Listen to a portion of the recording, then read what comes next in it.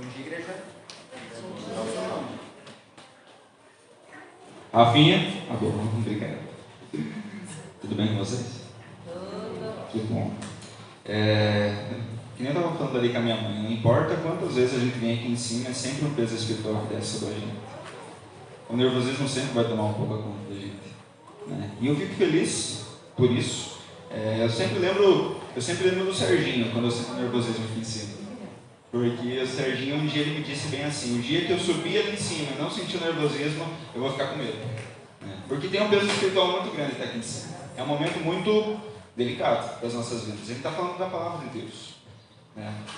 E algo que muitas vezes a gente negligencia, né? A ideia de que a pessoa está aqui na frente, ela está aqui para fazer uma palestra, está aqui para fazer, simplesmente para falar, mas a gente está falando de algo mais importante, daquilo que é mais importante das nossas vidas, que é a própria palavra. E antes de começar, gostaria de falar algumas coisas. Essa semana, a gente teve uma semana bem corrida. A gente teve uma semana sem punk, né? Tivemos o grupo M, que veio aqui essa semana, na terça e na quarta, e a gente começou a correr atrás disso já na semana passada, começamos a ir atrás de tudo. As meninas se desdobraram em 20 para poder fazer tudo o que tinha que fazer. Os meninos tiveram que puxar um monte de coisa lá para cima, puxar, trazer, ir atrás de um monte de coisa também. Então foi uma semana, na verdade não foi só uma semana, né? Das 3 semanas, de 3 semanas para cá, tem sido algo bem desgastante para todos nós, né? Essa última semana aí foi um pouquinho mais pesado. E daí logo depois disso a gente teve que correr atrás das coisas da formatura, né? Então, estou vendo os rostos dos meus colegas dizendo assim: foi punk mesmo, né? Foi bem difícil. E daí ainda fiquei incumbido de trazer bebê o pessoal. Espero que seja uma bênção na vida de vocês. Espero que isso venha refletir algo bom. E eu também queria fazer outro comentário antes de começar. Não estou enrolando, gente, tá bem? Mas é algo muito importante. Provavelmente essa é a minha última EBD aqui. Provavelmente essa é a minha última EBD desse ano, né? Ano que vem, se Deus quiser, nós seremos enviados para campo missionário, graças a Deus, né? Seremos mandados em duplas. Os que ainda não sabem, né, serão feitos duplas e serão mandados para alguns campos missionários que estão precisando ou de uma revitalização ou de um apoio para o crescimento da igreja, né? E eu estou incluso nesse pacote. Então, ano que vem, provavelmente, muito provavelmente, né, se Deus quiser, eu estarei no campo missionário. E não vou demorar um pouquinho mais para vir aqui novamente. Então, assim, é um motivo de festa para mim, mas também é um motivo de tristeza. Porque eu amo essa igreja. Eu amo muito essa igreja. E quem me conhece sabe como eu amo esse lugar. Eu amo Coronel Revida, eu gosto desse lugar, por mais que seja uma cidadezinha bem pequenininha, né? Eu amo esse lugar e eu amo vocês. E para mim vai ser um peso muito grande ter que deixar vocês. De verdade. E foi a igreja que me converti. Foi a igreja que eu conheci a Cristo. E eu também choro, gente. Foi a igreja que me converti. Foi onde eu cresci espiritualmente. Foi onde investiram em mim. Onde investiram na minha vida. E eu sou grato a Deus por isso. Sou grato a todos vocês que me apoiaram. Sou grato a todos vocês que incentivaram em mim, que me incentivaram, que investiram em mim. Eu sou muito feliz por isso. Sou muito grato a Deus pela vida de cada um. Por todos os almoços que eu fui na casa da Dona Marisa, na casa do Cid, na casa da Sorinha, na casa do Marlos. Estão investindo no mesmo. Mas todo o carinho e apoio que eu tive de todos vocês, os abraços, os apoios, os futebols que a gente jogou. Então, assim, foi tudo muito bom, gente. E eu agradeço. Eu tinha que aproveitar o momento de estar aqui na frente para poder agradecer a todos vocês por tudo que vocês fizeram por mim. E com certeza eu vou levar um pouco de cada um para lá. Eu vou com dor no coração, né, de deixar vocês. E se Deus quiser, Deus quiser. Um dia eu ainda vou ser pastor dessa igreja. Eu quero voltar para Coronel. Amém? Amém. Então, o slide está pronto? Ela está tentando. Enquanto o slide não está pronto, eu tinha uma fotinha ali para mostrar no slide, mas, irmãos, eu estava fazendo isso, a gente está dando continuidade nos estudos de Gênesis, né? Vamos falar um pouquinho hoje sobre Noé, quando ele sai da arca, mas algo que me chamou muita atenção, quando eu estava produzindo, quando eu estava fazendo todo o conteúdo do que a gente vai ver hoje, eu comecei a lembrar de um acontecimento que aconteceu lá em 2011, envolvendo muita água. Vocês lembram o que era? Algum de vocês lembra o que era que aconteceu lá em 2011? Lembra do tsunami que aconteceu no Japão? Quem é que lembra do tsunami? Muita gente lembra, né? Eu coloquei uma fotinha, para quem não lembra, né, do tsunami que aconteceu no Japão. Eu peguei um vídeo, tive que rever, porque quando eu começo a falar sobre dilúvio, às vezes a gente não tem uma noção tão visível de como que realmente aconteceu, né? A gente consegue imaginar assim, aquela água devastando tudo, as chuvas, né? Mas a gente não tem talvez uma noção real da destruição que isso pode causar. E daí eu lembrei do tsunami, né? Lembrei do tsunami, procurei alguns dados, e eu vi que o tsunami ele tinha matado mais de 15 mil pessoas. E gente, você percebe na foto que o tsunami não passou dessa altura. Elas passaram as comportas que tinham ali e não passou dessa altura. E só isso ali foi responsável por matar mais de 15 mil pessoas. Então aí a gente já tem uma ideia muito mais visível do que pode ter sido o dilúvio. O dilúvio, no primeiro momento, foi uma catástrofe tão grande, onde Deus derramou a sua ira sobre o povo, inclusive sobre um povo que deveria ser o povo de Deus. Contextualizando, Deus ele demonstra a sua ira santa sobre tanto os cainitas, que eram os descendentes de Caim, assim como também os setitas, que eram os descendentes de Sete. Lembrando que Caim e Sete eram irmãos, Sete ele daria continuidade para vir a genealogia de Jesus, era o povo de Deus, era o povo escolhido, mas esse povo também se contamina. Chega um momento em que o povo cainita estava tão forte na terra e eles começaram a se relacionar com o povo setita, e lá começou a sair vários reis, vários imperadores, pessoas muito fortes da época, homens grandes da época, não eram necessariamente gigantes, como a gente pensa assim, são gigantes, a ideia de estatura, eram gigantes na terra como homens muito fortes, homens muito sanguinários naquela época. E até mesmo os setitas acabam recebendo essa ira de Deus. A gente acha que é somente aqueles ímpios, aquelas pessoas que rejeitam a Deus, quando a gente percebe pessoas que acreditavam em Deus, pessoas que talvez até mesmo cultuavam de certa forma a Deus, também sofreram isso, porque eram povos que tinham sido contaminados pelos cainitas. O exemplo que eu tive era aquelas pessoas que vão à igreja, conhecem a palavra, às vezes até levantam a mão na hora da oração, na hora do louvor, e mesmo assim sofrem no final de tudo a ira de Deus. São pessoas que estão na igreja, mas não conhecem a Jesus verdadeiramente. Esse é o primeiro ponto. Nós devemos entender que Deus ele primeiro demonstra a sua ira, mas ele também demonstra a sua misericórdia. Ele demonstra a sua misericórdia com quem? Com Noé, a sua família. Ele preserva uma geração. Deus ele poderia ter destruído tudo. Deus poderia pensar assim: o que eu fiz deu errado, e agora por esse motivo vou destruir tudo. Mas Deus não faz isso. Deus ele tem misericórdia, e Deus ele preserva uma família, a família de Noé. E o relato do dilúvio, ou melhor, a gente vai ver agora um relato do dilúvio, mas também a saída da arca e o primeiro culto, que também acontece na Terra Nova, e é o momento principal onde a ira de Deus ela se aplaca. Muito bem, o texto que a gente vai ler hoje é dividido em 4 diferentes blocos. São 4 diferentes, não são 3. São 4 blocos diferentes. Então a gente vai acompanhar a leitura. Vou pedir para os irmãos abrirem lá em Gênesis 8. Gênesis capítulo 8.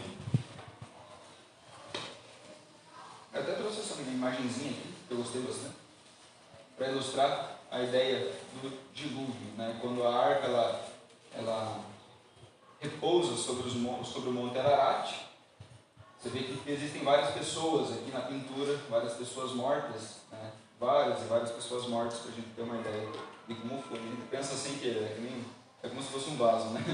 Ao escoamento, as pessoas somem e fica só aquela terra bonitinha. Provavelmente não aconteceu isso. Provavelmente quando acabou as águas, tinham vários corpos de pessoas, vários corpos de animais lá. E Noé viu aquilo lá. Noé viu tudo aquilo lá.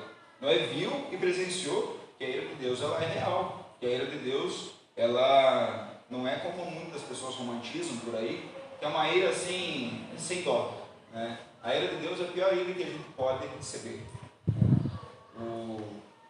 A destruição, ou o próprio inferno em si, né? A gente diz que o inferno é o inferno de Deus. Quem criou o inferno foi Deus, para colocar os ímpios lá dentro, para colocar o diabo lá dentro. Mas o inferno é o inferno de Deus. Deus é um Deus que se ira, mas também é um Deus que a gente vai ver hoje, com muita misericórdia. Graças a Ele, muitas pessoas serão salvas. Bem, primeiro bloco que a gente vai ver. Moisés narra como as águas começaram a baixar. Então eu vou pedir para os irmãos, vamos fazer a leitura do verso 1 ao verso 5. Lembrou-se Deus de Noé e de todos os animais selváticos e de todos os animais domésticos que com ele estavam na arca. Deus assopraram um vento sobre a terra e baixaram as águas. Fecharam-se as fontes do abismo e também as comportas do céu, e a copiosa chuva do céu se deteve. As águas iam se escoando continuamente sobre a terra e minguaram ao cabo de 150 dias. No dia 17 do sétimo mês, a arca repousou sobre as montanhas de Ararat, e as águas foram minguando até o 10º mês, em cujo primeiro dia apareceram os sinos dos montes. Primeira coisa, Deus ele se lembra de Noé. Por que ele se lembra de Noé? Nesse momento, o foco de Deus estava única e exclusivamente virado, ou estava olhando, simplesmente focado na ideia de destruir tudo. A ideia de Deus era destruir tudo. A atenção dele estava focada nisso.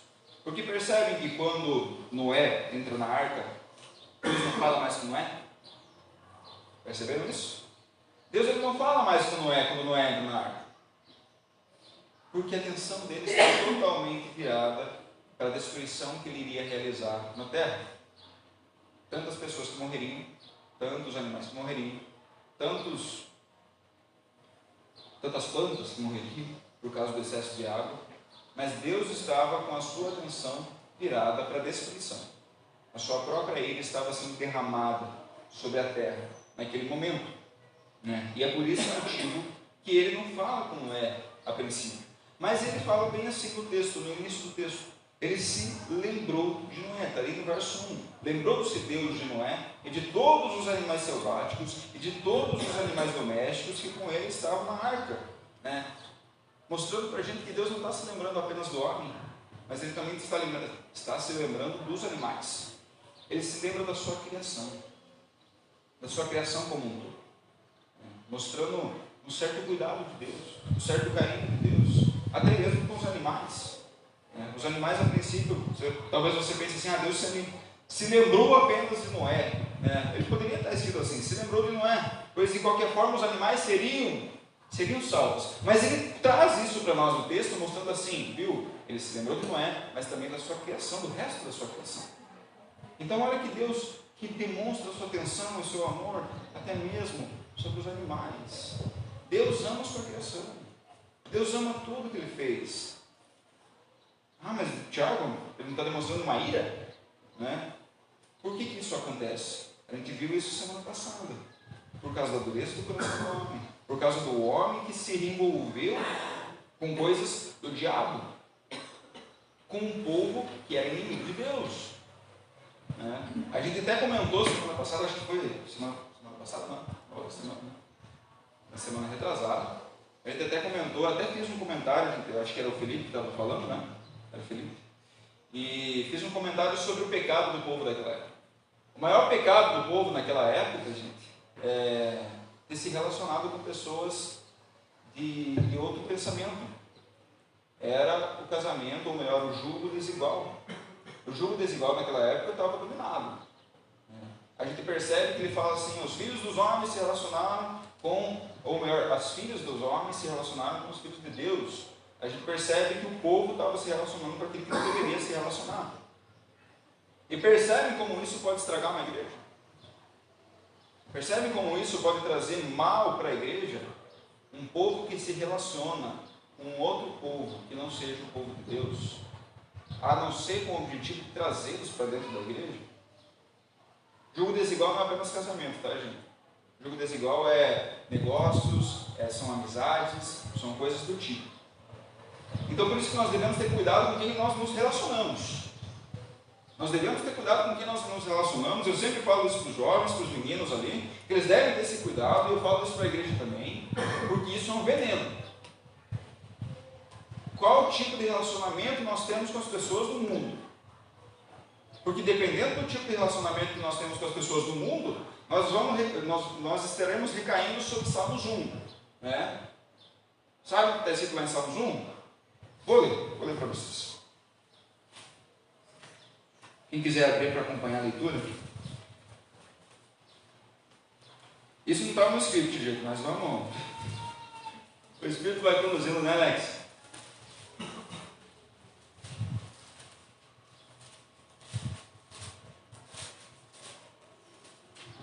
Bem-aventurados, ou melhor, bem-aventurado o homem que não anda no conselho dos ímpios, não se detém no caminho dos pecadores, nem se assenta na roda dos escarnecedores. Antes, seu prazer está na lei de Deus, e na sua lei medita de dia e de noite.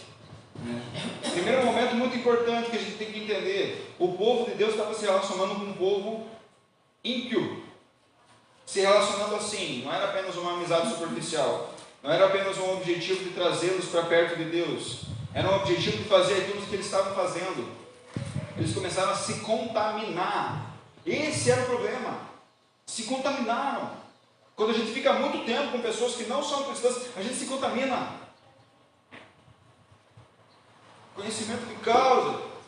Eu vejo pessoas assim sempre, que começam a se relacionar com pessoas do mundo, achando que não tem problema, achando que está tudo bem. E o que acontece no final? A pessoa começa a fazer a coisa que eles estavam fazendo, começa a viver como eles estavam vivendo, e a gente não consegue nem distinguir se a pessoa é crente ou não. E era isso que estava acontecendo com aquele povo. Exatamente isso que estava acontecendo com aquele povo. Era um povo que estava se contaminando. Mas Deus se lembra de Noé. A gente fala assim, Deus se lembra, ele tinha esquecido de Noé? Não, ele não tinha esquecido de Noé. A gente usa essa linguagem porque é um antropomorfismo, uma antropopatia que a gente chama, que é uma forma de mostrar sentimentos de Deus como se fossem sentimentos humanos, para a gente ter esse entendimento. Até porque isso foi escrito lá nas planícies de... me esqueci o nome, de Moab.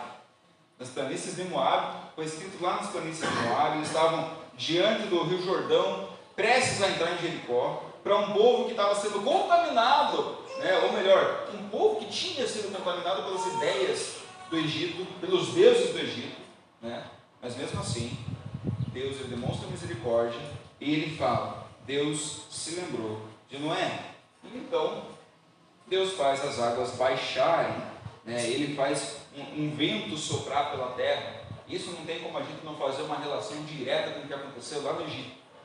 Quando o povo do Egito foi passar pelo Mar Vermelho, a gente pensa, às vezes a gente pensa, ou em filmes, a gente vê que as águas simplesmente se separaram. Mas Deus não simplesmente se separou como se ele estivesse fazendo com a mão, sabe? Ele simplesmente mandou uma rajada de vento muito forte. Isso está escrito no texto. Deus ele manda uma rajada de vento tão forte que faz o mar se abrir. Provavelmente aqueles que estavam passando ali no meio estavam sentindo o vento forte passar por perto deles. Mas Deus preservou eles de igual forma. Só que Deus usou o vento. Mas o que isso tem a ver? A gente vai ver mais à frente a relação disso e como Deus usa os meios naturais, os meios do próprio mundo, que Ele criou, da sua própria criação, para fazer algo que muitas vezes a gente acha que é miraculoso. Deus podia ter feito isso e as águas baixaram. Mas não. Deus ele manda um vento Ele sopra um vento sobre a terra e isso vai escoando a água que estava sobre a terra. Deus ele usa dos meios naturais. E isso tem relação direta com os nossos dias de hoje, para a gente parar para pensar. Deus usa os meios naturais de que forma hoje em dia?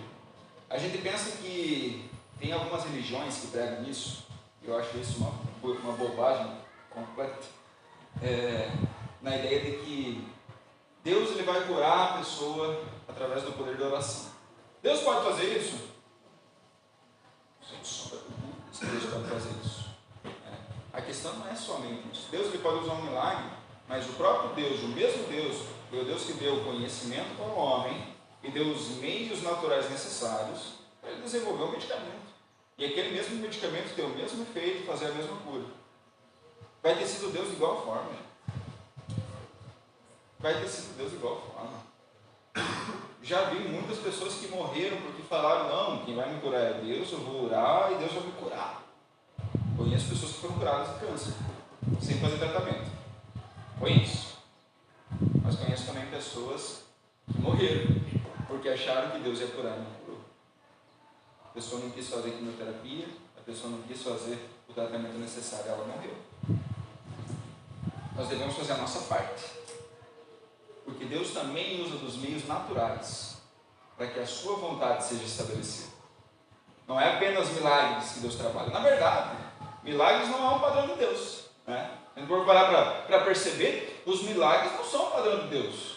Deus ele usa muito mais o próprio meio natural do que os milagres em si.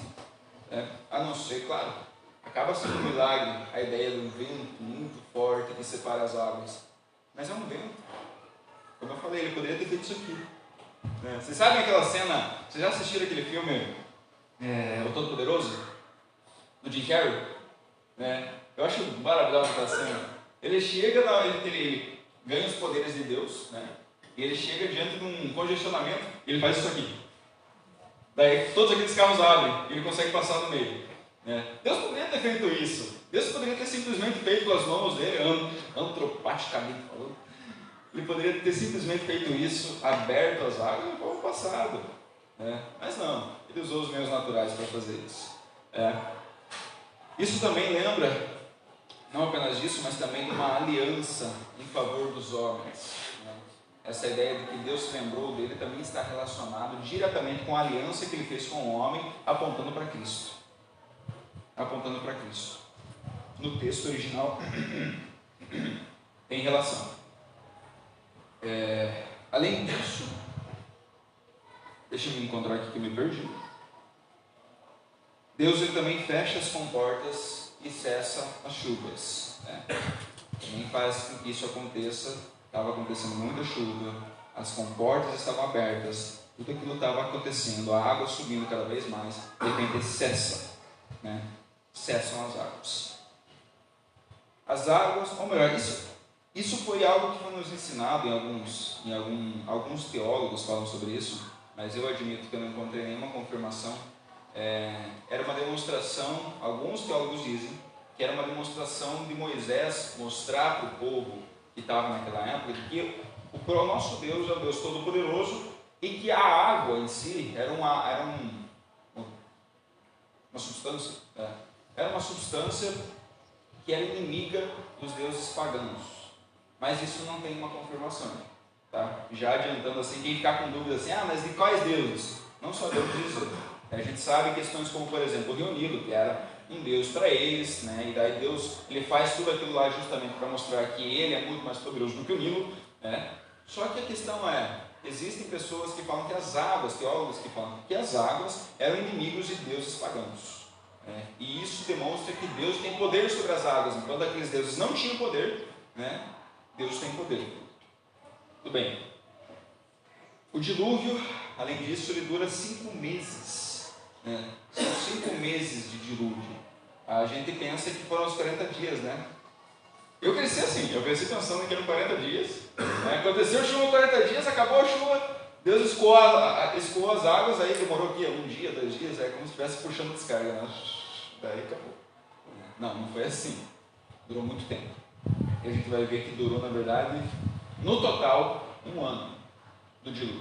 Desde o início até eles saírem da arca durou o total de 1 ano. E a arca, ela repousa sobre o monte Ararat.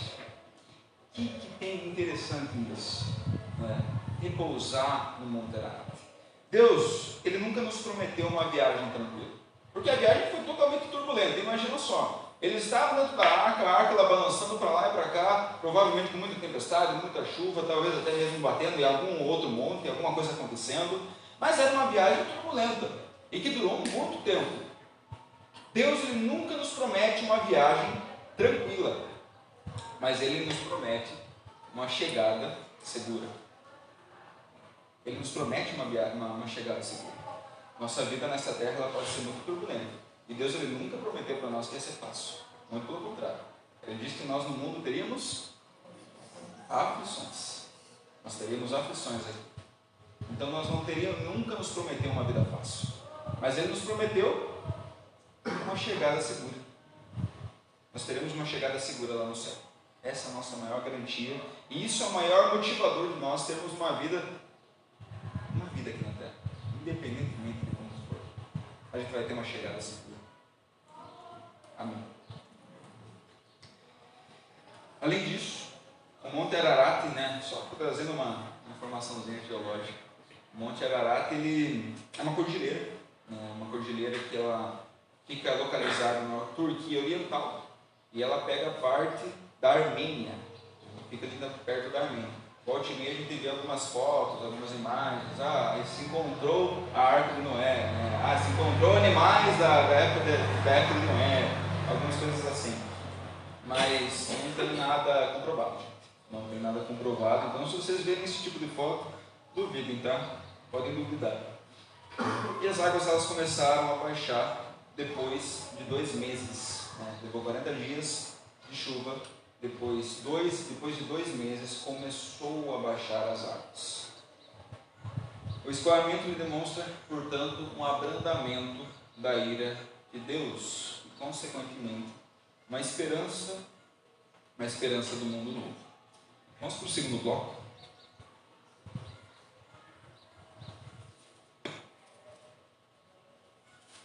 O segundo bloco ele vai falar sobre uma estratégia que Noé usou para ver como é que estava a situação do dilúvio naquele momento. Verso 6 em diante vai dizer assim: ao cabo de 40 dias abriu Noé a janela que fizeram a arca e soltou um corvo, o qual, tendo saído, ia e voltava até que secaram as águas de sobre a terra. Depois soltou uma bomba para ver se as águas teriam já minguado da sua superfície. Mas a bomba, não achando repouso, ou melhor, não achando onde pousar o pé, tornou a ele para a arca, porque as águas cobriam ainda a terra. Noé, estendendo a mão, tomou-a e a recolheu consigo na arca. Esperou ainda outros 7 dias e de novo soltou a pomba fora da arca. À tarde ela voltou a ele, trazia no bico uma folha nova de oliveira. Assim entendeu Noé que as águas tinham minguado de sobre a terra. Então esperou ainda mais 7 dias e soltou a pomba. Ela, porém, não retornou a ele. Primeiro momento ele deu uma estratégia de Deus, de Noé. Noé ele tinha feito apenas uma janela na arca inteira, tinha apenas uma janela. E quando ele abre essa janela, ele percebe, ele consegue ver os picos dos montes. Ou seja, ele já consegue perceber que as águas estão minguando. Ou seja, que a ira de Deus está sendo começou a ser aplacada naquele momento. E Deus ele diz a Noé que Deus ele diz a Noé quando vai começar o dilúvio. A gente percebe no texto que Deus ele fala quando vai começar o dilúvio. E isso a gente consegue ter uma certeza na parte do texto. Só que o que Noé não consegue ter certeza e que nem é nos mostrado antes de contar todo o relato bíblico é quando o dilúvio vai acabar. Já perceberam isso? Tinham percebido isso no texto em algum momento? Eu só fui perceber agora, para ser bem sincero. Deus, ele disse para Noé quando que o dilúvio vai começar, mas em nenhum momento ele disse quando o dilúvio ia acabar. E todo esse momento, Deus, ele fica em silêncio. Depois que Noé entra na arca, Deus fica em silêncio, mostrando que Noé deveria ter uma fé muito grande nesse momento. Seria esse o teste de fé de Noé. Depois que repousou Noé, ele ainda aguardou 40 dias para que tudo isso acontecesse. Primeiro momento, o que ele faz? Ele solta um corvo. Um corvo, naquela época, e ele era considerado um animal imundo. Claro que isso não tinha sido escrito ainda por Moisés, nas leis. Entretanto, o povo, por um conhecimento, não é boca a boca, me fugiu o nome, mas era um conhecimento cultural da época. O povo ele já conhecia e já entendia que aquele animal era um animal impuro. Principalmente o povo que estava recebendo essa história, porque quem estava escrevendo era Moisés. E Noé, ele solta um corvo, para que esse corvo ele dê uma passeada por aí, veja como é que está a situação do mundo, né? E ela vai falando bem assim: soltou o corvo, qual tendo saído, ele ia e voltava. Por que ele ia e voltava? Vocês conseguem imaginar? Na verdade tinha. Os corpos estavam boiando na mar. Ele ia e voltava por quê? Porque ele ia nos corpos, seja dos animais, seja de pessoas, para comer a carne desses corpos que estavam na água. Então ele tinha onde pousar a princípio, por isso que ele ia e voltava. Só que depois disso ele solta uma pomba. Só que pomba não é um animal impuro. Pomba é um animal puro, é um animal limpo. E por esse motivo ela não ficava repousando em cima de corpos mortos, né? de animais e tudo mais. Então ele retornou até a arca, no primeiro momento, e depois, algo muito interessante que acontece, é mostrar o seguinte: 7 dias depois, ele solta a pomba novamente, demonstrando assim que Noé, ele reconhecia a questão do 7º dia também. Isso é uma visão teológica de que o próprio Noé conhecia e reconhecia a questão envolvida sobre o 7º dia, sobre o dia de Deus, o dia do Senhor. Então ele solta a pomba e ela volta com um ramo de folha de oliveira do bico, né? Isso trazia para nós uma reflexão muito interessante sobre onde estavam as águas. Por quê? Oliveira não existe plantação de oliveira em picos altos. Oliveira ela fica em lugares baixos. Isso demonstrou para Noé o quê? Que já tinha abaixado as águas. Porque percebam, Noé ele já tinha, ou melhor, a arca ela já tinha sido repousada, ela já estava lá em cima do Monte Ararat. Ele poderia ter saído, não é verdade? Ele poderia ter aberto a porta da arca e ter saído. Mas não, ele esperou, ele jogou a ave e a ave voltou com aquilo lá. Então ele concluiu de que as águas já tinham baixado. Mas o que ele fez? Ele saiu naquele momento? Não. Ele esperou mais 7 dias. E depois dos 7 dias ele jogou novamente, né? Ele soltou a pomba novamente e a pomba ela não voltou mais. Ela não voltou mais. Demonstrando assim que já tinha lugar suficiente para ela ficar. Mas eu gosto da cena do segundo momento, quando ela volta, né? O texto diz que ele estendeu o braço e pegou na pomba pela mão. Então, assim, mostrando, eu consigo imaginar essa cena assim, ele recebendo aquilo lá, percebendo que as águas tinham baixado, e mesmo assim pensando: vou esperar mais 7 dias. E tudo isso demora um total de 40 dias, né? Noé conclui então que estava na hora de sair, mas ele não sai, porque ele estava esperando uma coisa. O que ele estava esperando? A ordem de Deus. Ele estava esperando a ordem de Deus. E que tipo de reflexão traz para as nossas vidas isso, gente? Às vezes nós queremos as coisas rápidas, às vezes nós queremos as coisas do nosso jeito, mas nem sempre é assim. Eu vou dar um exemplo do que aconteceu na minha vida. Quando meu pai morreu, nós tivemos um problema processual bem sério. Um problema processual muito sério, envolvendo a empresa do meu pai e tudo mais. E eu tenho uma irmã menor de idade. E como bem sabe, quem aqui já passou por algum processo judicial, algum processo de inventário, sabe muito bem que o menor de idade ele é sempre representado pelo Ministério Público. E o Ministério Público, normalmente, ele é bem barra pesado em algumas questões. E a empresa do meu pai, ela já existia há mais de 20 anos. E tinha alguns problemas fiscais ali no meio. Realmente tinha muitos problemas fiscais ali no meio. A minha mãe, ela está aqui e ela é testemunha de tudo isso. E ela sabe quanto que eu sofri por causa disso. Por que eu sofri?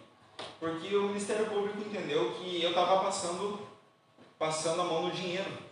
Porque existia um caixa fictício de um valor bem alto lá. E aquele valor não existia de verdade. Era um valor que estava na contabilidade. Se você puxasse a contabilidade, estava lá o valor. Entretanto, esse valor não existia. Um erro de contabilidade muito sério, que aconteceu durante 20 anos. Foi se deixando. Chegou no dia de fazer a prestação de contas, quem se quebrou fui eu. Por quê?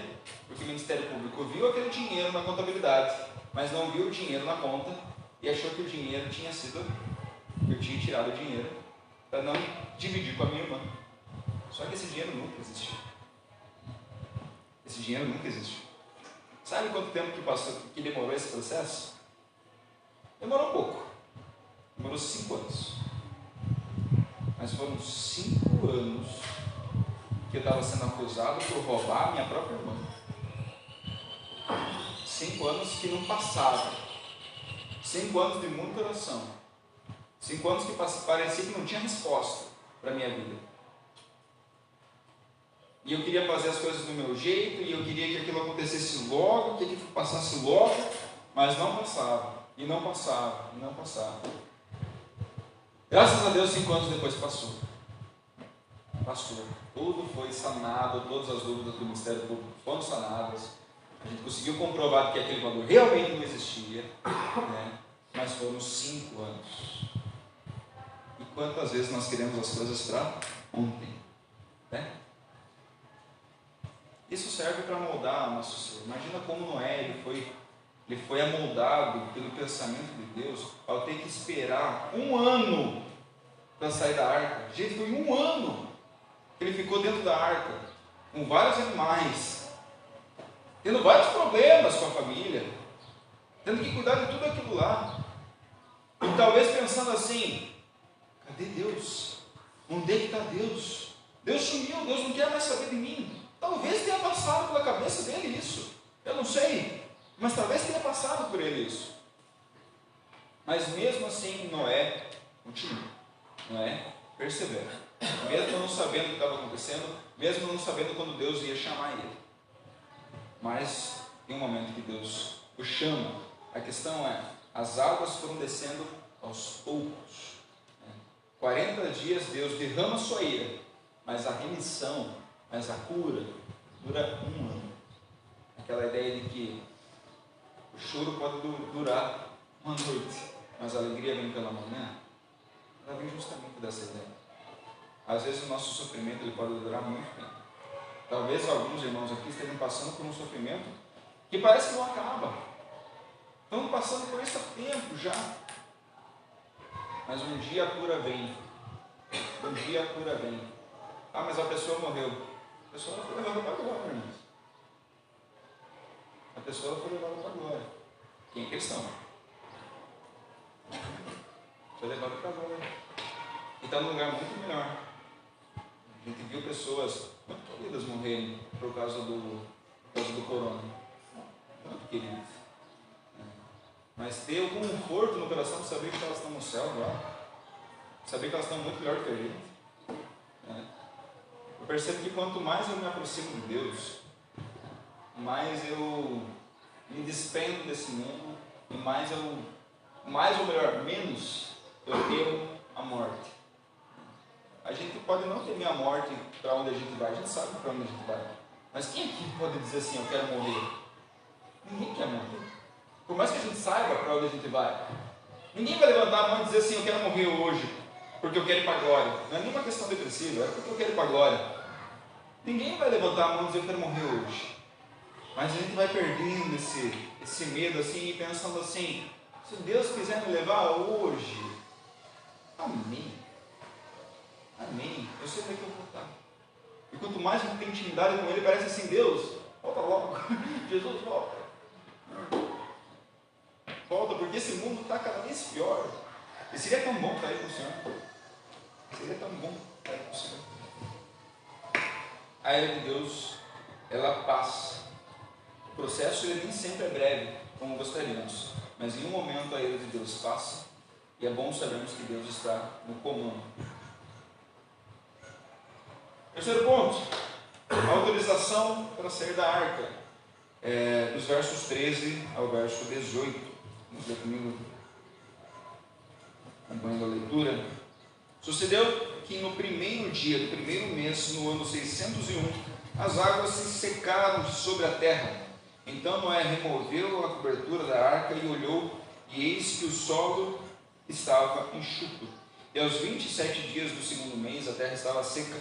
Então disse Deus a Noé: saia da arca, e contigo tua mulher, teus filhos, e as mulheres dos teus filhos, os animais que estavam contigo, de toda a carne, tanto aves como gado, e todo réptil que rasteja sobre a terra, faze sair a todos, para que povoem a terra, sejam fecundos e nela se multipliquem. Saiu, pois, Noé com seus filhos, suas mulheres, sua mulher e as mulheres dos seus filhos. E também saíram da arca todos os animais, todos os répteis, todas as aves, e tudo que se movia sobre a terra segundo as suas famílias. Chegou finalmente o grande dia. Deus ele dá a ordem para que então Noé saia da arca. Então Noé sai da arca. As águas elas se secaram por completo. O processo foi de 12 meses. E Deus dá então um mandamento. Qual seria esse mandamento? Um mandamento paralelo com o mandamento dado por Deus lá em Gênesis. Ou melhor, está em Gênesis, lá na criação. É o mandamento de se multiplicarem sobre a terra.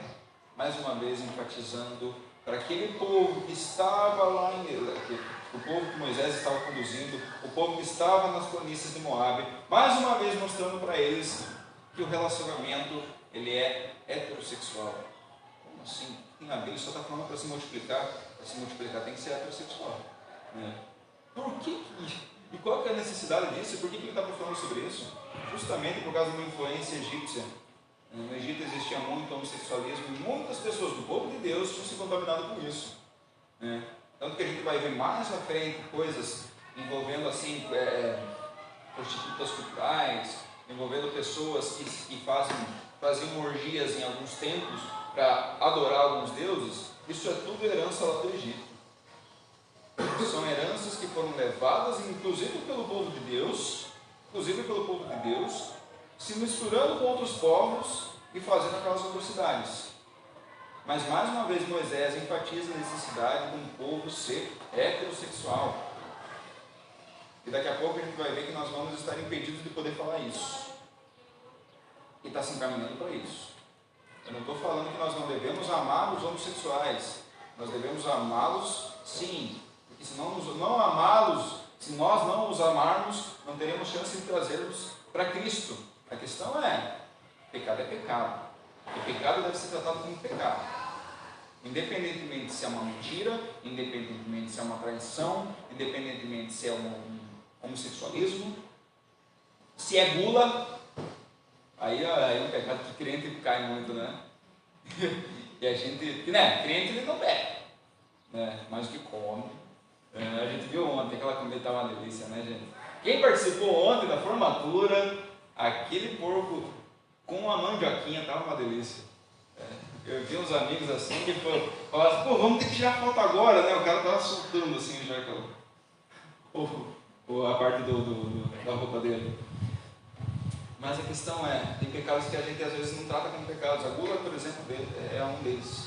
A gente não trata como aquilo que deveria ser tratado. Pecado é pecado. Homossexualismo é pecado.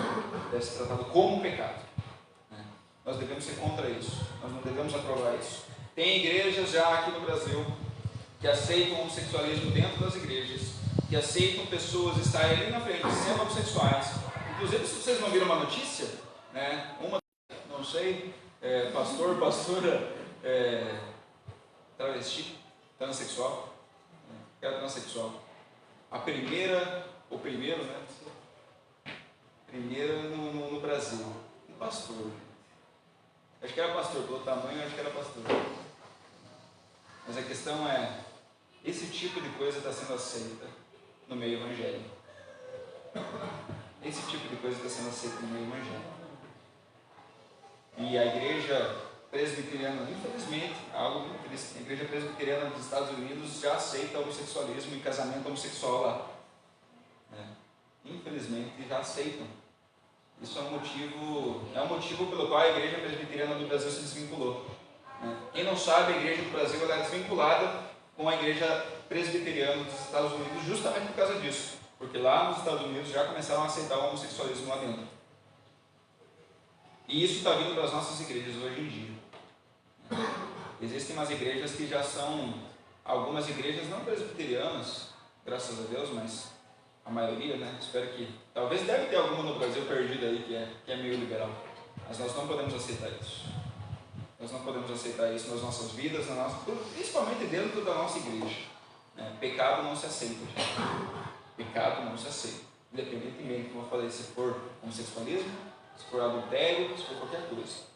E a gente percebe, quando fala sobre isso, a gente percebe aquele texto onde Paulo, ele, no livro acho que de 2 Coríntios, primeiro, segundo, até 2 Coríntios, ele vai tratar de um rapaz, ele está tendo relações com uma madrasta, e aquela imoralidade, ele começa a falar assim, viu povo, tem um rapaz aqui que está tendo relação com a própria madrasta, e vocês não falam nada, vocês estão quietos, vocês estão aceitando isso dentro da igreja, vocês têm que pegar isso como lugar, esse rapaz, tem que tirar esse rapaz da igreja, porque olha o tipo de atitude que ele está tendo dentro da igreja, ele tem que ficar pregando aquilo lá para o povo de Deus, porque o povo de Deus, porque não dá para nós dizermos que Corinto não era de Deus, porque era. Ele tem que pregar aquilo, o povo de Deus, mostrando para eles, viu? Isso aí é uma imoralidade, vocês têm que tirar isso do meio de vocês. Tem que tirar isso do meio de vocês. Vocês não tiram. Vocês deixam. É a história da bicicleta que eu já contei aqui várias vezes, eu acho. É a bicicleta que está na entrada ali há tantos anos, que quando uma pessoa percebe que a bicicleta está ali dentro, ele vem falar, viu? É aquela bicicleta de quem? Os outros que estão ali passando há tantos anos olham para a bicicleta, mas que bicicleta? A bicicleta está ali há tantos anos que eles nem mais veem a bicicleta ali dentro. E o pecado é assim na vida da igreja. É um pecado que vai ficando, daí de repente não é nem mais pecado. Não é mais pregado contra, não é mais falado nada contra. Pecado é pecado. Pecado tem que ser tratado como um pecado. Ele tem que ser tirado do meio da gente.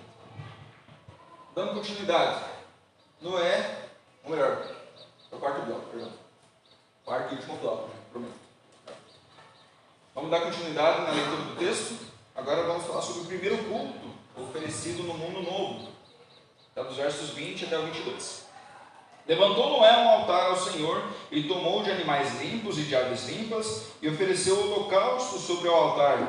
E o Senhor aspirou suave cheiro e disse consigo mesmo, não tornarei a amaldiçoar a terra por causa do homem, porque é mau o desígnio no íntimo do homem desde a sua mocidade, nem tornarei a ferir todo vivente como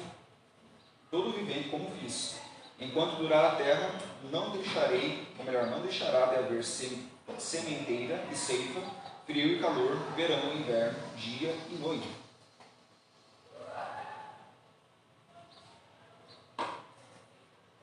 Bem, Deus ele não se iludia com Noé, gente, não se engana. Deus ele não estava pensando que Noé não era pecador, tá? Deus ele tinha pleno conhecimento de quem era Noé. Pleno conhecimento de quem era Noé. Era um pecador, um miserável pecador como todos nós. Só que era um pecador temente ao Senhor, temente a Deus. E qual é a primeira coisa que Noé faz quando ele chega na Terra Nova? Qual é a primeira coisa que ele faz? Ele erige um altar. Ele cultua a Deus. E eu fiz um paralelo ali, justamente com o que a gente está passando, né? Foi 1 ano de lockdown que ele passou. E a primeira coisa que ele faz, após acabar aquele lockdown de 1 ano, a primeira coisa, gente, que ele faz, Ele não vai atrás de montar a casa dele, de construir a casa dele. Ele não vai atrás de plantar uma vinha. Ele não vai atrás de cuidar dos animais que estavam ali em volta, ou de fazer uma viagem ali para ver como é que estava o local. A primeira coisa que ele faz quando ele sai é cultuar a Deus. A primeira oportunidade que ele tem, ele vai e cultua a Deus. E quantas pessoas, quando acabou o lockdown na nossa cidade, até agora não voltaram? Até agora, pessoas dessa igreja não voltaram, algumas pessoas não voltaram, tendo a oportunidade de vir aqui cultuar a Deus. Não voltaram. E não só a nossa igreja, tantas igrejas, comentando, conversando com alguns amigos, colegas de outras igrejas, de outras denominações. Tiago, você não faz ideia quantas pessoas foram embora, quantas pessoas não voltaram mais. É uma tristeza. Noé, na primeira oportunidade, cultuou a Deus. Na primeira oportunidade. O povo de Deus, dessa igreja, devia estar sedento, a ponto de assim, não preciso mais ficar em lockdown, não preciso mais ficar em casa, posso ir para a igreja. É a primeira coisa que eu vou fazer, eu vou para a igreja. Vou estar com os meus irmãos. Vou ouvir a palavra do Senhor. Vou estar unido com os irmãos. A primeira coisa que nós deveríamos ter em mente é isso. Estar com os irmãos. E daí a gente se acostuma com o lockdown, né? A gente está ali tão de boa, assistindo live em casa. Existem pessoas à distância que podem. Existem pessoas que ainda não podem, né? Ou porque a família não permite. Conheço pessoas muito idosas que realmente a família impede que ela venha. Ela é a única convertida, bem velhinha. E daí ali tudo bem, né? Mas a maioria que é saudável. A maioria das pessoas que não veem são saudáveis. Nós deveríamos fazer isso na primeira oportunidade que temos. E às vezes eu vejo assim, jovens, e nós temos alguns discipulados semanais e trabalhos com outros jovens, e direto trabalhando com eles, assim, mostrando a necessidade de estarmos juntos, cultuando a Deus e aproveitarmos a oportunidade de ouvirmos a palavra do Senhor. Por exemplo, semana passada tivemos um congresso, mais algo que nos sobrecarregou naquela semana. Mas tivemos um congresso, e como o Marcos ele falou aqui, nós tivemos a oportunidade de, em um final de semana, termos acesso a 5 vezes ouvir a palavra de Deus. Sexta-feira à noite, sábado de manhã, sábado à noite, domingo de manhã e domingo à noite. 5 vezes no final de semana. Maravilha. Que bênção na nossa vida poder fazer isso. E daí alguns irmãos pensam assim, eu já fui na sexta, né? Ah, na sábado eu não vou. Ou eu já vim no domingo de manhã? Tá certo que eu vim no domingo de manhã, domingo à noite. Tá pago, né? Já tá bom, né? É demais ficar na igreja assim, sexta, sábado, domingo, né? E a gente tem, nas sextas-feiras, a gente tem sempre o encontro dos meninos aqui. Sempre o estudo dos meninos. Todo final de semana, com exceção, toda sexta-feira, com exceção, alguns, como por exemplo agora, né? E na semana passada que teve congresso e agora que a gente teve também programação. Mas normalmente é feito sempre toda sexta-feira esse estudo dos meninos aqui. E eu pego no pé dos meninos falando assim, viu? Vocês vêm aqui na sexta? Beleza. Vocês têm que vir na sexta, vocês têm que vir no sábado à noite, vocês têm que vir no domingo de manhã e domingo de noite. Tem que estar em tudo, gente. Não é por uma questão religiosa, é por uma questão de que a palavra de Deus está sendo pregada. Uma coisa que eu gostei, falando necessariamente sobre a palavra de Deus, é que muitas vezes a gente dá muita atenção à pregação expositiva que está sendo feita aqui na frente, ou para o estudo que está sendo feito aqui na frente, né? E às vezes a gente não se atenta à leitura da palavra. E isso eu ouvi acho que do pastor Jonas Madureira. O momento mais importante é o momento da leitura da palavra. E às vezes a gente acha que é a pregação, né? Às vezes a gente acha que é a exposição da palavra. Mas ele mesmo fala, o momento mais importante é o momento que a gente está lendo. Porque a palavra de Deus cura para a gente. Eu vou dar continuidade porque já estou vendo a criançada de mim. E eu começo a me estender demais. Mas eu vou tentar falar tudo mais rapidinho. Falta bastante coisa. Bem, primeira oportunidade, ele cultua a Deus, né? Ele oferece um holocausto. Existiam 2 tipos de sacrifício, né? Um desses era aquele sacrifício que era feito para perdão dos pecados, onde era dividido a partes do corpo do animal, onde uma parte era queimada, outra parte era dada ao sacerdote. Mas existia o holocausto. O holocausto ele era queimado por inteiro. queimado por inteiro, mostrando a disposição do próprio Noé nisso. Fala que Deus falou consigo mesmo, né? Como Deus falou consigo mesmo? A Trindade, né? Deus fala, Deus Filho, Deus Espírito Santo. Deus falou consigo mesmo. Então Deus toma uma decisão. Que decisão é essa? A decisão de que não destruiria mais o mundo com água. Com água. Ele faz primeiro um paralelo assim, dizendo que não amaldiçoará mais a terra. A ideia dessa maldição não é que não são aquelas maldições que o próprio Deus falou lá no dilúvio. Essa maldição ele está falando sobre o dilúvio na criação. Essa maldição que ele está falando é sobre o dilúvio. Não amaldiçoarei mais a terra com o dilúvio, que ele está falando. Não mais destruirei os seres vivos com dilúvio. Preservarei também o ritmo da terra, a maneira como o mundo funciona. As coisas vão sendo, as plantas que crescem, as estações do ano, outono, verão, inverno, primavera, isso vai ser mantido pelo próprio Deus, é uma promessa do próprio Deus. E por que Deus toma essa decisão? Porque o mal, ou melhor, porque é mal o coração do homem. É mal o coração do homem. E isso é desde a nossa mocidade, desde quando nós crescemos, ou melhor, desde que nós nascemos. Podemos pegar lá em Salmo 51:5. O que vai dizer lá? Alguém pode me ajudar? Eu sei que tem gente que sabe. O que diz em Salmo 51:5? Eu nasci na iniquidade. No pecado, quando me concebeu a minha mãe. Eu nasci na iniquidade. Do pecado me concebeu a minha mãe. Mostrando que nós temos pecado desde que nós fomos concebidos. Desde que nós somos concebidos, nós portamos o pecado dentro de nós. E a prova maior disso, de que Noé era um pecador, o que ele faz? Logo na sequência, ele planta uma vinha e fica bêbado. Ele se embebeda com aquilo lá. Ele era o escolhido de Deus. Ele foi salvo por Deus na árvore. E ele faz isso. Mostrando que Noé era um pecador. Noé não tinha nada assim de especial, de algo diferente, além de ser aquele que temia Deus. Ele era um homem que temia Deus. Nós vemos ao longo da história bíblica, ao longo do relato da Bíblia, várias pessoas escolhidas pelo próprio Deus que cometeram pecados horrendos. Pecados horrendos. Mas Deus usou esses homens. E Deus talvez esteja querendo usar você. Talvez você pense assim: eu fiz tanta coisa errada na minha vida. Ou eu sou tão pecador.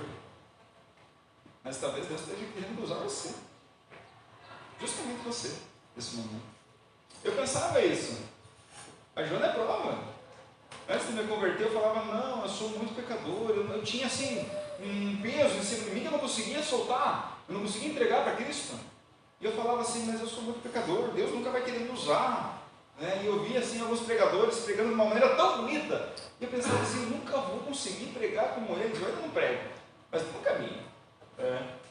Mas eu via eles pregando assim: meu Deus, eu quero pregar que nem esse homem, com essa autoridade, com essa eloquência. Mas eu não, Deus, eu tenho muita coisa na minha vida que eu tenho que tirar ainda. Daí Deus me mostrou assim, eu sempre lembro da música, vem como estás para adorar. Do tipo assim, Deus falando assim: viu, do jeito que você está, venha, eu te conserto no caminho. Só esteja com o coração disposto. Só esteja com o coração aberto para isso. Eu abri meu coração para ele, olha o que ele fez. Essa frase também, eu gosto disso. Eu gosto de trazer essa informação aqui. A frase que ele fala assim, deixa eu encontrar, eu me perdi.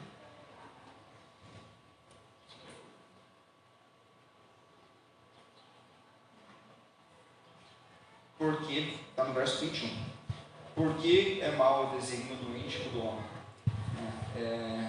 No hebraico, essa palavra ela pode ser substituída por embora. Agora leia esse texto com escrito embora no lugar de porquê. Faz muito mais sentido? Quando ele fala assim, embora o mal, ou melhor, é mau o desígnio do homem, desde a sua mocidade. Faz muito mais sentido quando a gente entende a misericórdia de Deus. Embora o homem seja mau, embora o homem seja assim, eu continuarei, ou eu terei misericórdia dele. Deus usa de misericórdia mesmo havendo um homem pecador. Deus deixa impune os pecados cometidos, na ideia do tipo assim, eu não vou fazer nada agora. Isso está lá em Romanos, para não dizer que eu estou falando heresia, está lá em Romanos 3,25, quem quiser ler, está lá em Romanos 3,25, mas ele vai falar assim, deixa o homem, ou melhor, os pecados do homem impune, né? A ideia assim, não é a ideia de que Deus ele não vai fazer justiça, Deus vai fazer justiça, mas ele não vai fazer justiça agora, destruindo o mundo agora, fazendo isso agora. Ele vai fazer isso quando Cristo voltar, mas não agora, nesse momento. Porque se fosse assim, Deus teria que destruir o mundo a cada 10 gerações. Imagina só, mano, Deus, o homem ele se corrompeu novamente, vou destruir o mundo. Ele se corrompeu mais uma vez, depois de 10 gerações, vou destruir de novo o mundo. Não é assim, não teria como funcionar assim. Deus mesmo percebe que é inútil destruir a humanidade, porque o mal está dentro do coração. Daí talvez você me pergunte, mas por que é inútil, ou melhor, se é inútil, por que Deus fez? Por que Deus destruiu? Tem duas explicações. Primeiro é que Deus destruiu o mundo justamente para preservar uma geração que estava sendo corrompida por causa dos caídos, para continuar com a descendência que levaria e apontaria para Cristo. E outro, para nos trazer um ensinamento. A água é a ira de Deus. Quando a gente olha para a arca, a gente pode ver um tipo de Cristo. Todos aqueles que estão dentro da arca não sofreram dano da ira de Deus. Todos aqueles que estão em Cristo também não vão sofrer. A arca é um tipo de Cristo. Quem nunca viu a Bíblia dessa forma, agora pode ver. Quando a gente fala que o Antigo Testamento sempre está apontando para o Novo Testamento, não é necessariamente, ou melhor, para Cristo, não está sempre falando assim, viu? Vai vir um Cristo, vai chegar um Cristo. Às vezes ele nos mostra objetos, nos mostra situações e elementos que apontam para Cristo, como por exemplo a arca. A arca é um tipo de Cristo do Antigo Testamento, está apontando para Cristo. E Deus está nos trazendo esse ensinamento. Deus manteve um plano redentor na vida de Noé. A arca apontava para Cristo, novos céus e nova terra. Isso não invalida a destruição final, que será feita não mais por água, mas por fogo. Está escrito, eu não vou ler, eu iria ler, mas estamos com pouco tempo. Está escrito em 2 Pedro 3, versículos 5 a 7, que Deus não destruirá mais por água, mas por fogo. Nós seremos destruídos por fogo. Esse mundo será destruído por fogo, não nós, não. Graças a Deus. Mas Deus promete que haverá uma destruição. E a arca e o dilúvio demonstram isso. Está apontando para isso. E quando acontecer essa destruição, será feito um mundo novo. Novos céus e nova terra. Onde aqueles que foram escolhidos por Deus, onde aqueles que ficaram dentro da arca, ou seja, aqueles que ficaram em Cristo, irão desfrutar. Um dia nós estaremos nos novos céus e nova terra. E é o que mais tranquiliza o nosso coração. O que mais nos motiva. A gente estava assistindo, quando eu penso em motivação, eu lembrei da peça do Grupo M, que a gente assistiu. Quem que foi no Grupo M assistir? Bastante. Quem não foi perdeu um baita no espetáculo e também assim no evangelismo incrível. Foi ensinado, ou melhor, foi feito um teatro, o segundo teatro do segundo dia, que eu achei maravilhoso, sobre pessoas que se dispuseram a ir para a China numa época onde o comunismo estava tomando conta da China. E o que aconteceu? O povo de lá começou a ser perseguido de morte. E quando as pessoas morreram, mais de 200, acho que mais de 300 pessoas foram motivadas a irem lá e darem suas vidas por Cristo. Dispostas a morrer, e ir lá e falar assim, viu, eu estou pronto a morrer, eu estou pronto para morrer por Cristo. Estou pronto para morrer por Cristo. Essa era a motivação deles. Estarem dispostos a morrer por Jesus. Deus, Ele preserva então o mundo. A pergunta é, vocês acreditam que o mundo ele pode acabar numa terceira guerra mundial? Se vocês acreditam, irmãos, eu lamento dizendo que vocês estão errados. O mundo não vai acabar assim. O mundo vai acabar, está lá em Apocalipse. A gente já estudou Apocalipse. Está lá em Apocalipse como que o mundo vai acabar. Então é uma preocupação que a gente também precisa ter. O homem ele pode até tentar destruir a humanidade. O homem pode até destruir o mundo e olha, o homem tem muita força. Tem força de destruir países, mas ele nunca vai destruir o mundo. Ele nunca vai erradicar com a humanidade. Isso é algo que vai acontecer só no Apocalipse. E algumas aplicações, indo já no final. O Senhor é quem está no controle de tudo. O Senhor é quem comanda a natureza, o único e verdadeiro Deus, mostrando isso para o povo lá do Egito. Mas para nós hoje, por saber que Deus está no controle de tudo, nós podemos confiar nele, sem ter medo do futuro. Deus é misericordioso. Ele preservou Noé e aquela geração na arca. Da mesma forma, nós podemos ser preservados em Cristo. E um dia desfrutarmos do novo céu e nova terra. Deus nos deu uma nova vida em Cristo Jesus. Deus é fiel com suas promessas. Devemos perseverar, mesmo com a demora. Está demorando para você conseguir aquilo que você quer? Está demorando para aquela sua oração ser atendida? Persevere, continue firme. Deus ainda vai honrar. Talvez não seja a resposta que você espera. Talvez demore mais do que você esperava. Mas a resposta de Deus, ela sempre vem. Seja um sim, seja um não. Mas ela vem. E o verdadeiro culto a Deus continuaria. Cristianismo em si. Hebreus 9:22, sem derramamento de sangue não há remissão. Justamente, o que foi feito naquela época? Ele cultuou a Deus de que forma? Um holocausto, com sangue derramado. Esse culto ele continuaria, apontando sempre para Cristo. Não há outro culto, ou melhor, não há outro culto a Deus se não for mediante o sangue de Jesus. O sangue de Jesus foi derramado. Se nós não crermos nisso, se nós não crermos que o sangue dele tem o poder de purificar todo o pecado, nós nunca conseguiremos fazer um culto verdadeiro, racional para Deus. Temos que ter essa plena convicção dentro do nosso coração. Temos que ter fé em que Jesus Cristo é o nosso único e fiel Salvador. Entregarmos a nossa vida para Cristo. Se você ainda não entregou sua vida para Cristo hoje, esse é o momento. Não deixe para amanhã, porque o amanhã pode não existir. Então vamos glorificar a Deus por isso. Vamos pedir por misericórdia de Deus. Amém? Amém. Vamos lá? Senhor nosso Deus, nós somos gratos, Pai, pelas misericórdias que o Senhor tem derramado sobre nós. Somos gratos, Pai, porque o Senhor tem feito maravilhas em nossas vidas, Pai. E a Tua Palavra consegue nos mostrar como o Senhor tem cuidado de nós, desde lá de trás, Pai. Que a Tua Palavra sempre aponta para Cristo. Que tudo na Tua Palavra aponta para Cristo. O dilúvio, tantas outras coisas, Pai, apontando sempre para Jesus. Ou seja, se a própria Palavra aponta para Jesus, nós devemos ter como alvo de nossas vidas Jesus Cristo. Que, ó Deus, nós possamos ser um farol, Pai, que venhamos a iluminar tudo que está em nossas voltas, que está à nossa volta. Que possamos ser, Pai, luzeiros e pessoas que irão levar Jesus Cristo para as outras pessoas, Pai. Ó Deus, eu oro para que essa igreja, amanhã, ano que vem eu não estarei aqui, Pai, mas eu oro para que essa igreja ela se torne uma igreja cada vez mais evangelizadora. Uma igreja que venha pregar o Teu Evangelho, uma igreja que venha pregar a Tua Palavra, que venha trazer pessoas novas para cá, Pai. Não para que essa igreja ela fique inchada, mas que várias pessoas sejam salvas pela pregação da nossa palavra. Ó Deus, tenha misericórdia de nós e das pessoas que estão ouvindo, Pai. Que as pessoas se convertam com o abrir da nossa boca, Senhor. Que abrindo da nossa boca saiam bênçãos, Pai, que vem do Senhor.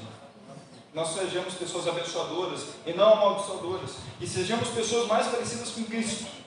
Eu oro ao Senhor, Pai, para que essa igreja cresça na presença do Senhor. Veja a necessidade, Pai, a urgência de pregar o Teu Evangelho. Quantas pessoas, Pai, estão indo para o inferno?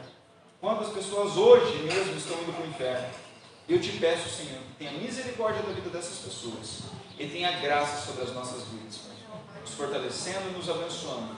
Todos aqui, Pai, têm um dever, uma grande comissão que foi dada por Jesus. E devemos pregar o Evangelho por todo lugar onde for. Iremos, Pai, passar. Que o Senhor possa nos abençoar para fazermos discípulos. Em nome do Pai, do Filho e do Espírito Santo. É isso que eu te agradeço, Pai. Eu quero te pedir por cada um que está aqui presente. Em nome de Jesus. Amém. Amém. Amém. Deus abençoe a todos.